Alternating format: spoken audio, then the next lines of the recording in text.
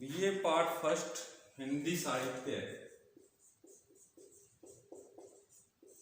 के अंतर्गत भक्ति काल के अंतर्गत आज हम करेंगे सूफी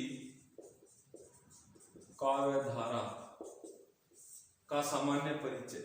देखिए सूफी कौन थे।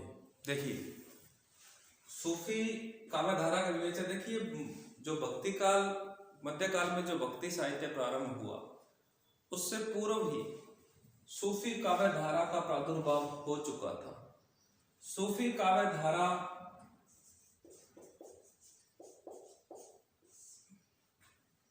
इस्लाम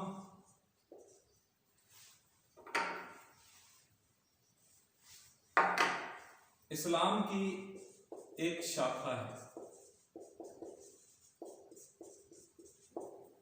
लेकिन सूफी काव्य धारा का जो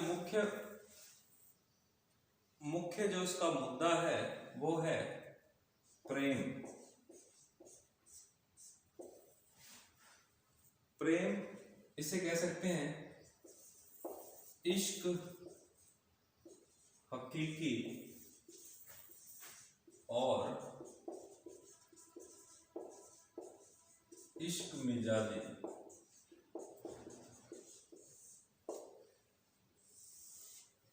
कहने से तात्पर्य सूफी इस्लाम की कट्टरता से दूर है। इस्लाम की कट्टरता से दूर है। अब इसलिए इनके अंदर क्यों दूर हैं? क्योंकि इनके अंदर पूर्णतः प्रेम तत्व की प्रधानता है। प्रेम तत्व की प्रधानता के कारण आचार्य रामचंद्र शुक्ल ने इन्हें प्रेमाश्रयी काव्य धारा कहा। प्रेमाश्रयी। और रामकुमार वर्मा ने इन्हें सूफी कहा। ये मन से, वचन से, कर्म से पवित्र थे। इस्लामी होकर भी इस्लामी नहीं थे क्योंकि इस्लाम की कट्टरता से दूर थे। मतलब यूं कह सकते हैं कि एक ही गुप्त तार, मतलब इन्होंने अपने प्रेम व्यवहार से, ईश्वरीय प्रेम की भक्ति से, ईश्वरीय प्रेमा भक्ति से हर उदार हृदय को अपने में समा लिया, संकीर्णताओं को दूर कर दिया। हम ऐसे कह सकते हैं कि एक ही गुप्त तार मनुष्य मात्र के हृदयों से गुजरता गया, जिसे छूते ही मनुष्य बाह्य रूप रंग के भेदों से ध्यान हटाकर एक ही गुप्त तार मनुष्य मात्र के हृदयों से गुजरता गया, जिसे छूते ही मनुष्य बाह्य रूप रंग के भेदों से ध्यान हटाकर एकत्व का अनुभव करता है। मेरे कहने से तात्पर्य यह है कि सूफी वो थे जो जातिगत संकीर्णता से दूर थे। सूफी कौन थे? जातिगत संकीर्णताओं से दूर थे। उनका मकसद क्या था? सभी को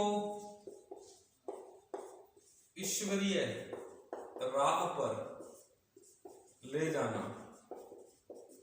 मतलब उनके गीत हिंदू और इस्लामी संस्कृति से मिले थे। उन्होंने हिंदुओं के घरों या हिंदू संस्कृति की कथाओं को अपने काव्य में प्रयोग किया। इनका उद्देश्य केवल और केवल प्रेम का प्रसार करना और सभी को खुदा की राह पर ले जाना।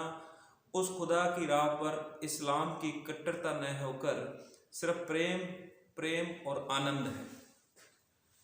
इस तरह हम सूफी काव्य धारा को स्पष्ट कर सकते हैं।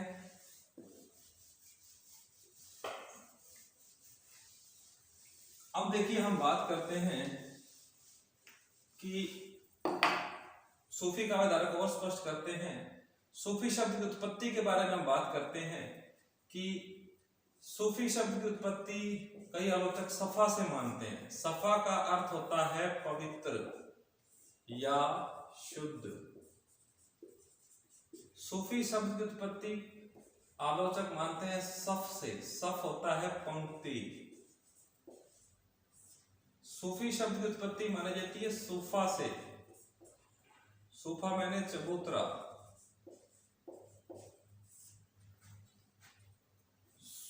सूफ ऊन। सोफिया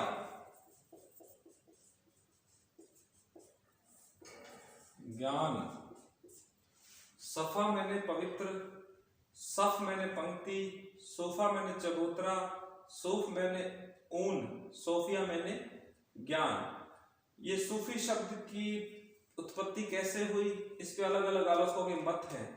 सफा पवित्र शुद्ध, जो मन से, वचन से, कर्म से शुद्ध हो उसे सूफी कहा जाता है। सफ मैंने पंक्ति। हजरत मोहम्मद साहब की हजरत मोहम्मद साहब की मस्जिद के सामने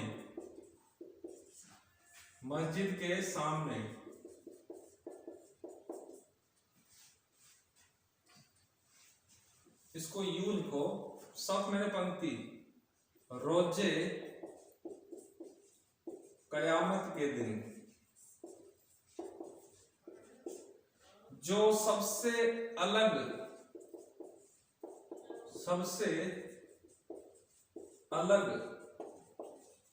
पंक्ति में खड़े होंगे उन्हें सूफी कहा गया। सूफा चबूतरा, मोहम्मद साहब की मस्जिद के सामने जो चबूतरा है, मोहम्मद साहब की मस्जिद के सामने जो चबूतरा है, उसके ऊपर बैठकर जो ईश्वर का गान करते थे, जो खुदा के गीत गाते थे, उन्हें सूफा मतलब सूफी कहा गया। अब सूफ मैंने ऊन, जो ऊन लपेटे थे और खुदा के गीत गाते थे, ईश्वरीय गान करते थे, उन्हें कहा गया सूफी। सोफिया ज्ञान, जिन्हें ब्रह्मानुभूति हो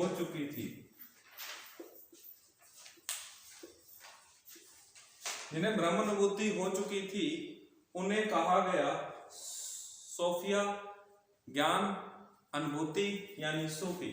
इस प्रकार आचार्य रामचंद्र शुक्ल की जो बात करें, आचार्य रामचंद्र शुक्ल की यदि बात करें कि सूफी किन्हें कहा गया, आरंभ में सूफी एक प्रकार के दरवेश या फकीर थे जो बड़ी कटी फटी हालत में रहते थे और अपना जीवन यापन करते थे। शुरू में तो इस्लाम धर्म के बाह्य प्रचार तक ही ये सीमित रहे, लेकिन जैसे जैसे ये साधना के मानसिक पक्ष की ओर, अंतःकरण की ओर डूबते गए, वैसे वैसे बाह्य विधानों को इन्होंने उपेक्षित कर दिया और ये साधना के मानसिक पक्ष की ओर अग्रसर होते होते एकत्व का अनुभव करने लगे और बाह्य विधानों को इन्होंने आडंबर मात्र करार दिया।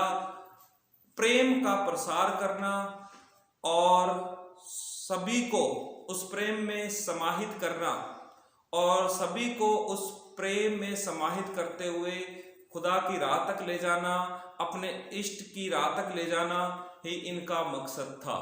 इस प्रकार आज हमने स्पष्ट किया कि सूफी शब्द उत्पत्ति कैसी हुई और सूफी किन्हें कहते हैं। सूफी काव्यधारा की प्रवृत्तियां अगले वीडियो में। धन्यवाद।